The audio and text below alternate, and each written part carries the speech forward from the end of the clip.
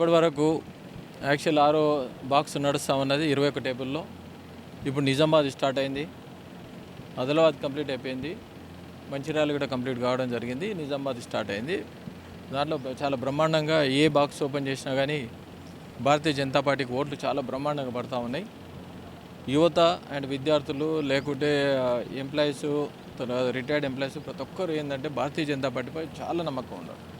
ఆ నమ్మకాన్ని ఈ ఓటు రిజల్ట్గా చాలా బ్రహ్మాండంగా వేస్తూ ఉన్నారు. ప్రతి ఒక్కరికి మాకు ఈ ఫ్లో చూసి నెంబర్ 1 దాంట్లోనే మేము గెలిచిపోతామని నమ్మకం ఉంది.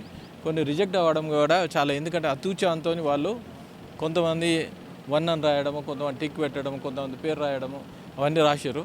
80% ప్రతి ఒక్కరు కూడా ఏమవుతుందంటే 10 to 20,000 80% రిజెక్ట్ అయితే 10,000 వరకు అయితే అని అనుకున్నాము. 80%లో మేము 1లోనే మేము గెలిచిపోతామని మాకు నమ్మకం ఉంది. సరళి ఒకటి వార్ 1 సైడ్ అన్నట్టు అయిపోతుంది. యాక్చువల్ 12 తర్వాత ఫ్లో స్టార్ట్ అయిన తర్వాత ఇప్పటి వరకు ఫ్లో ఎక్కడ ఆగలేదు.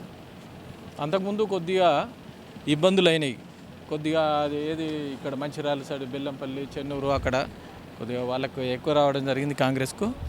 తర్వాత మాత్రము ఫ్లో అయితే చాలా బ్రహ్మాండంగా ఉంది. ఏ బాక్స్ ఎక్కినానే ఇంచుమించుగా ఒక్కో బాక్స్లో అయితే మేము 70% 80% రావడం అనేది, ఒక్కో బాక్స్లో 50% 60% రావడం అనేది, ఎక్కడ 50% అయితే తగ్గలేదు మాకైతే.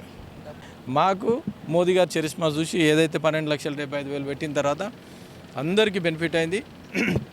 ఎంప్లాయీస్కు 1,00,000 నుంచి 1,50,000 బెనిఫిట్ అయింది. స్మాల్ స్కేల్ ఇండస్ట్రీ వాళ్ళకు, స్మాల్ బిజినెస్ చేసే వాళ్ళకు ప్రతి ఒక్కరికి చాలా బెనిఫిట్ అయింది. హ్యాపీగా వాలంటరీగా వాళ్ళు ఓట్లు వేసారు. వాళ్ళకి ధన్యవాదాలు తెలియజేస్తూ ఉన్నారు.